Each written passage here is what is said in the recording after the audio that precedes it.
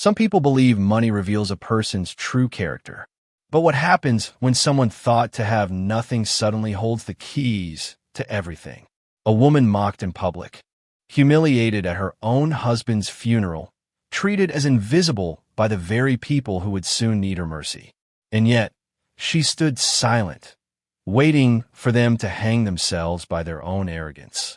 This isn't just a story about inheritance or family betrayal.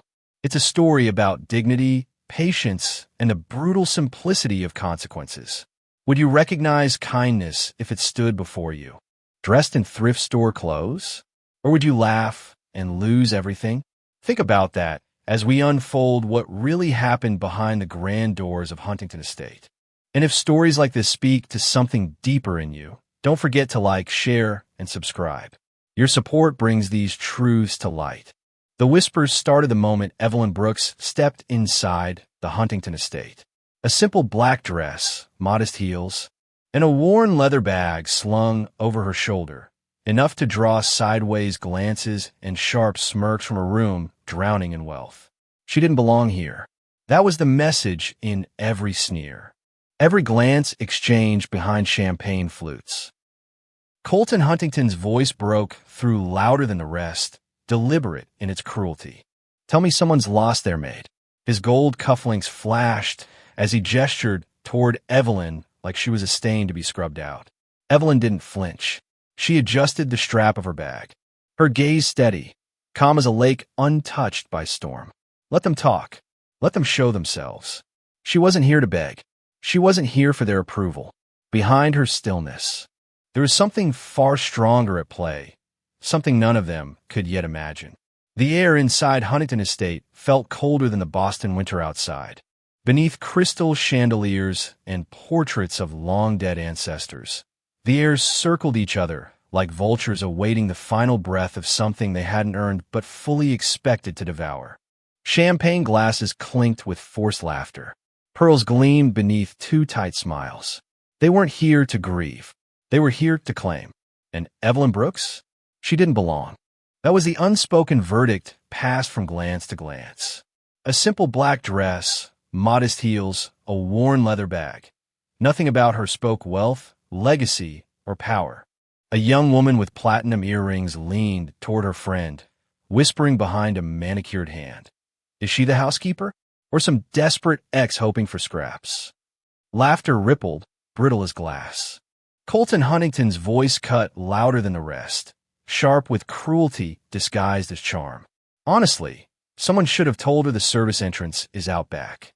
His admirers chuckled on cue, eyes flicking toward Evelyn like she was a stain waiting to be scrubbed out. But Evelyn stood still. That was what unsettled them most. No nervous glance, no defensive words, just quiet poise. One of the younger cousins, Madison, a woman with a jewelry brand built on Daddy's money, snapped a photo of Evelyn's back and smirked. This'll kill online. Caption: Guess who showed up for leftovers? Phones flashed like weapons. Fingers flew across screens. Within minutes, Evelyn had become a joke shared with thousands beyond those four walls. Not one person paused to wonder who she really was. Not one offered kindness. They had already decided her worth, weighed it against their own greed, and found it beneath contempt. A napkin, scrawled with the words charity case in cheap ink, had been slyly taped to the strap of her bag by Colton's niece. Evelyn didn't brush it away. She didn't so much as blink. Let them play their petty games. Let them show their teeth. Because Evelyn's silence wasn't submission. It was strategy. Every cruel comment, every mocking glance, every sneer etched deeper into the memory of this house than they realized. She wasn't here to defend herself. She was here to bear witness. To let them show the world exactly who they were when they thought no one important was watching. Not a soul asked her name. Not one offered a seat. They had already written her off as nothing. And yet, not one of them noticed the discreet cameras nestled among the chandeliers. Not one considered how easily silence becomes evidence when recorded with patience. Colton leaned against the fireplace mantel, swirling his whiskey with the smug ease of inherited confidence. Let's not pretend we don't all know how this ends, he said. Uncle Richard was old, distracted, Probably forgot half of us even existed. But the estate? The company? It stays in the family, where it belongs. His smirk deepened as murmurs of agreement spread like smoke among the gathered heirs. Certainly not with outsiders. Evelyn heard it. The word hung in the air like a blade. Outsider. Unworthy. And yet none of them truly knew how far outside their world she had stood, or how deeply inside their legacy she already was. A woman in green silk, Meredith, tilted her head. Maybe someone should escort her out before the embarrassment gets worse. Another titter of laughter. Another glance sliced in Evelyn's direction like a quiet insult wrapped in civility. Still, Evelyn said nothing. The clock ticked toward 10. Behind manicured nails and diamond earrings lurked hunger sharper than any blade. Power, legacy, status. These weren't relatives. They were scavengers perched on the bones of a man they barely mourned. And then, precisely on the hour, Harold Grayson entered, gray suit, gray hair, gray expression untouched by decades of human pettiness. In his hand, a single envelope sealed in crimson wax. He didn't sit right away. His gaze moved across the gathering like a scalpel. It paused, briefly but unmistakably, on Evelyn Brooks. A pause sharp enough to make Colton's smirk falter. "Ladies and gentlemen," Grayson began, his voice measured as a judge's gavel. "We are here today to honor the final wishes of Richard Huntington." The room grew tense beneath the lawyer's steady tone. Champagne flutes stilled midair. Conversations died on painted lips. Harold Grayson placed the envelope on the polished table with the kind of deliberate care that made every heart in the room skip, if only for a beat. No fanfare, no indulgence. Just the soft press of his thumb, breaking the wax seal that separated greed from reality. Colton Huntington's fingers drummed against his glass, impatience wrapped in entitlement. "Let's get on with it, shall we?" His smirk returned, thinner now, like a blade worn dull from overuse. "We've all places to be." He didn't notice Meredith's glance, sharp and wary. She had read enough wills in her life to know. The quiet moments carried the sharpest teeth. Grayson unfolded the single page, eyes steady behind rimless spectacles. His words cut clean through the silence. "To my family, my colleagues, my so-called heirs." He paused, letting that phrase settle like smoke in a closed room. "I leave nothing but this truth. Legacy reveals character, not worth." A beat of stunned silence. Then, from Colton, a forced laugh. "What kind of ridiculous joke is this?" But Grayson was unmoved. "All assets, properties, holdings, accounts, and rights associated with Huntington Global, including personal estates, are hereby left in entirety too." A pause again. A deliberate silence sharper than any announcement. "My wife, Evelyn Brooks Huntington." The sound that followed wasn't gasps. Not right away. It was something heavier. A shift. A weight falling in a place where arrogance had stood only moments before. Evelyn didn't move. She didn't need to. The room twisted toward her as if pulled by an unseen thread. Stares sharpened, widened. Eyes searched her simple dress, her quiet shoes, her worn bag, looking desperately now for a clue they had missed. Meredith's hand went to her throat. "Wife," she whispered, though no one answered. "Impossible Colton spot." Richard wasn't married. Certainly not to this. His hand waved toward Evelyn like dismissing bad weather. Another cousin chimed in, louder, angrier. "There's been a mistake. A forgery. This isn't real." Grayson's gaze didn't waver. "It's real. Verified. Legal. Binding." From his briefcase, he withdrew a folder. Within, marriage certificates dated, signed, notarized. Photographs, Richard and Evelyn outside a quiet courthouse, laughter in their eyes no money could fake. Letters in Richard's unmistakable hand. Bank records. Even video, time-stamped, verified. Colton's voice cracked beneath the strain of disbelief. "This is absurd." No one laughed with him this time. What happened next was not rage. Not yet. It was disbelief curdling slowly into something darker. The faces around the room stiffened, painted smiles collapsing under the weight of reality.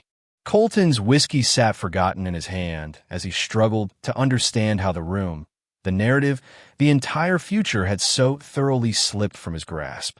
Meredith, usually the first to feign poise, found her voice again. If this is some elaborate scam, we will have it undone in court. No judge in this country would honor such a... She couldn't finish the sentence. The word she wanted, woman like her, hung unspoken between her and the others, staining the air thick with shared contempt. Grayson didn't blink. The marriage is legal. The documentation is irrefutable. Challenges would be unwise. His pause was surgical. All attempts have been anticipated. Colton laughed again, bitter this time. Anticipated? By whom? Surely not by her. His gaze slashed toward Evelyn, searching for any sign of fraud, any crack in her calm. Who even are you? His voice rose, the veneer of civility peeling away. What did you do to him? How did you trick him into this? Evelyn's answer came not in words, but in the simple meeting of his glare. She didn't flinch, didn't soften. Behind her silence was something stronger than defiance. It was truth, settled deep and immovable. Grayson continued, unmoved by their flailing. Mr. Huntington was not tricked, nor coerced. He was loved, quietly, consistently, without expectation or demand. His gaze swept the room, cool and unwavering, which is precisely why she inherits what none of you ever truly valued. A tremor passed through the crowd, subtle but undeniable. Not everyone had laughed. Not everyone had sneered.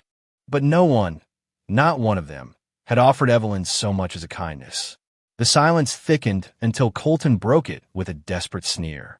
Then where is he? If this is real, if this isn't some cruel stunt, why isn't he here to say it himself? Grayson allowed himself the barest hint of a smile. Oh, he's here, in his own way. And as Evelyn stepped forward at last, as calm and deliberate as a closing door, no one noticed her thumb press lightly against the small remote hidden in the folds of her worn bag. No one, until the screen behind Grayson flickered to life and the dead spoke. At first, they didn't understand what they were seeing. The screen crackled to life in muted grays and blues, the image shaky, dimly lit. A man seated in a plain chair against a backdrop of bookshelves lined not with trophies, but with worn spines and framed photographs. And yet, there was no mistaking him. Richard Huntington, alive, breathing, looking directly at them through the lens with the same unflinching gaze that had once commanded boardrooms and toppled rivals without raising his voice. A gasp broke somewhere near the back of the room. Colton's glass finally slipped from his fingers, shattering against the marble floor, though he hardly noticed. His mouth opened, closed, then opened again like a fish too long out of water. This isn't possible, he choked. You're dead. You've been gone for months. Richard's voice came slow, measured, and devastatingly clear. Gone, yes. Dead? Not quite. But it's remarkable, isn't it? How quickly some of you began circling like crows the moment you thought I couldn't see. His gaze sharpened. I saw everything. Silence thickened, brittle and unbearable. I needed to know, Richard continued, who remained loyal, who still understood that blood is not a ticket. That legacy is not inheritance. That kindness matters more than title. His eyes settled, finally, on Evelyn, and I needed to know if the woman I trusted above all others could endure exactly this. Colton stumbled forward, palms out as if reason could still be salvaged. Richard, Uncle, you can't mean to... This woman, she's nothing. She's no one. She... Richard cut in, is my wife. The finality in his tone left no room for argument. She stood beside me when none of you even knew my name beyond the zeros attached to it. When my health faltered, when my company buckled, when I was no longer useful, she did not flinch. He paused, let the weight of those words crush whatever fragile hope still clung in the corners of the room. Not one of you asked her name today. Not one of you offered her your seat, your kindness, your decency. You proved yourselves long before I did. Evelyn's hand lowered the remote to her side. She said nothing. She didn't need to. On screen, Richard leaned back, the faintest smile tugging at the corner of his mouth. Consequences, he said simply, are overdue. The weight of that single word, consequences, settled over the room like ash. No one moved. No one spoke. Even the sound of the shattered glass on the marble felt distant now, irrelevant beneath the thunderous silence that followed Richard's quiet condemnation. Harold Grayson didn't hesitate.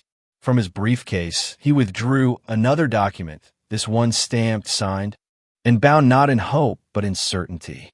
Effective immediately, he began, his voice as precise as a blade, an addendum to Mr. Huntington's will. He adjusted his glasses, though his gaze remained fixed on the trembling faces before him. Those who, by word or deed, sought to humiliate or diminish Mrs. Evelyn Huntington on this day are hereby removed from all claims to the Huntington estate, assets, or associated trusts. The first name fell like a hammer. Colton Huntington. Colton surged forward, his face flushed with disbelief and rage. You can't. I'm blood. I'm his nephew. This company, this house, it's my birthright. His words fell uselessly into the stillness. No one met his eyes. Not even Meredith. Not anymore. Grayson continued, unmoved. Meredith Wallace. Anthony Wallace. Madison Clark. Names read like verdicts, final and without appeal.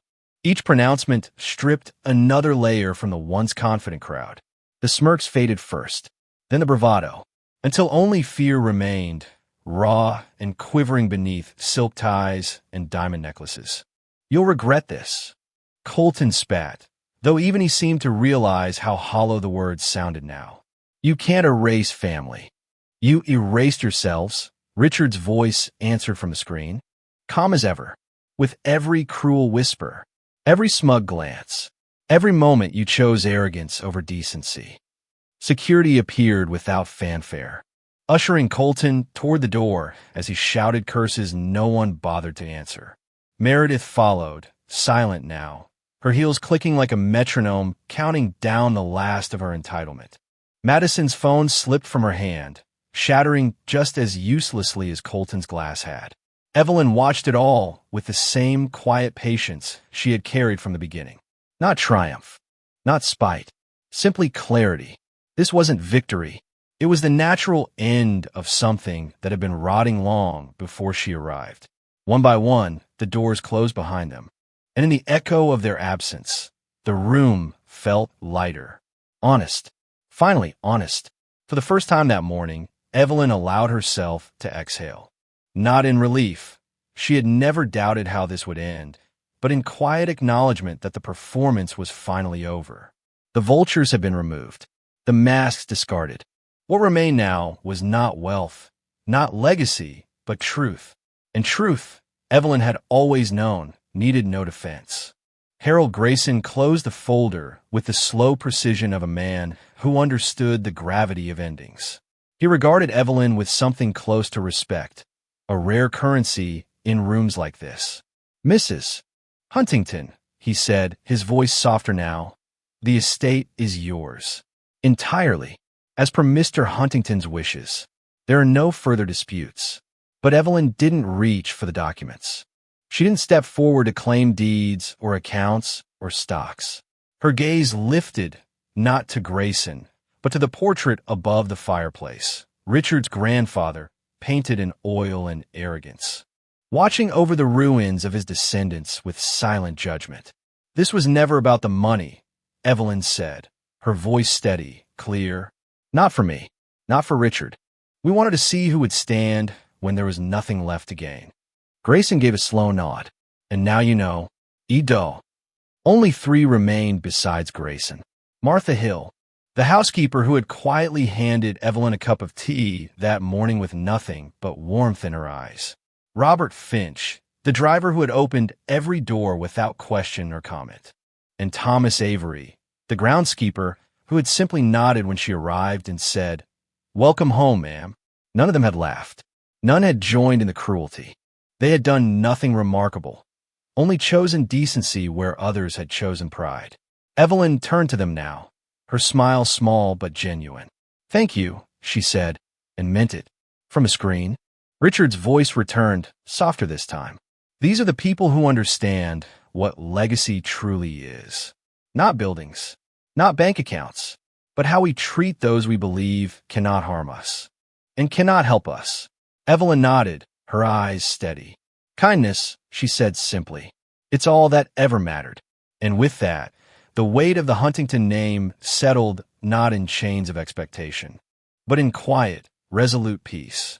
The room, now emptied of arrogance and deceit, felt different, quieter, warmer, as if the house itself had been waiting for this moment, for the rot to be cut away, so something honest could finally grow. Evelyn stepped forward, her heels soft against the marble, her movements unhurried. She no longer walked in the shadow of their judgments. She walked as the woman Richard had trusted to carry forward what truly mattered. Martha Hill, the housekeeper who had served this family longer than any of them deserved, approached with hesitation. Mrs. Huntington, she said, voice trembling with something like hope. Will you stay? In the house, I mean. It's been so long since anyone kind truly lived here. Evelyn smiled, and the change it brought to her face seemed to soften even the stiff portraits overhead. I will, but not as they did. Not behind locked doors and cold invitations. This house was built for people, not pride. It's time it remembered that. Robert Finch nodded, relief relaxing his shoulders. About time someone said it out loud. Thomas Avery, ever the man of few words, simply tipped his cap in agreement. Harold Grayson gathered his things, pausing only to offer Evelyn a glance that carried no paperwork, no legal weight, just acknowledgement. If you need anything, Mrs. Huntington, anything beyond signatures and titles, you'll find I answer faster to kindness than contracts. She returned the nod.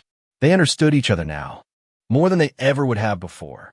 Outside, through the grand windows, the estate stretched wide and silent beneath the winter sky. Fields once ignored, gardens left untended, rooms shuddered against laughter. All of it waiting, not for heirs, not for blood, but for someone willing to turn wealth back into something human. Evelyn turned to Martha, Robert, and Thomas. There will be changes, gentle ones, but real. She smiled again, smaller this time, as if sharing a secret. No more titles, no more servants, only people doing right by each other. That's the only inheritance worth keeping. And they believed her, not because of the name she now carried, but because of the truth in her voice. Kindness wasn't weakness. It was the foundation of something stronger than legacy. It was the start of home. Days later, the Huntington estate looked different, though nothing had been physically changed. No walls torn down, no portraits removed, no new gates installed. And yet, everything felt lighter, as if the house itself had exhaled after years of holding its breath. The staff no longer walked on eggshells. They greeted each other with warmth, with words not measured for hierarchy, but exchanged in simple humanity. Laughter returned to the halls where silence had once ruled. Evelyn moved quietly through the estate, not as a ruler surveying her domain, but as a woman reacquainting herself with walls that no longer judged her. She paused often, in the kitchen where Martha now baked without fear of being scolded for lingering smells, in the garden where Thomas worked with bare hands and a peace he hadn't known in years, at the gate where Robert no longer stiffened with each arrival, uncertain if kindness would cost him his post. At the center of it all, Evelyn understood something deeper than money or power. Legacy isn't inherited through blood or contracts. It's built, moment by moment, through the smallest choices. Who you listen to, who you defend, who you welcome, even when there's nothing in it for you. In the study beside the old fireplace, a new photograph sat where Richard's portrait once loomed alone. Not of titles, not of heirs, but of people, Martha, Robert, Thomas, and Evelyn, smiling among them as equals. The family Richard had finally understood too late. The family Evelyn chose to keep. Visitors still came, of course. Bankers, lawyers, journalists sniffing for scandal. They were met with polite smiles and firm refusals. No interviews, no statements, No headlines to feed. The estate wasn't interested in spectacle anymore. It had learned its lesson. One evening, as the sun dipped low and stained the sky with soft amber light, Evelyn stood on the grand balcony overlooking the grounds. Richard's voice echoed in her memory, not in grief, but in quiet affirmation. Kindness isn't weakness. It's the courage to see beyond yourself. Below, lights flickered on one by one. Not grand, not ostentatious, just warm, just enough. Evelyn smiled to herself, a woman who had been underestimated, ridiculed, ignored. And now she had exactly what she came for. Not the estate, not the fortune, peace.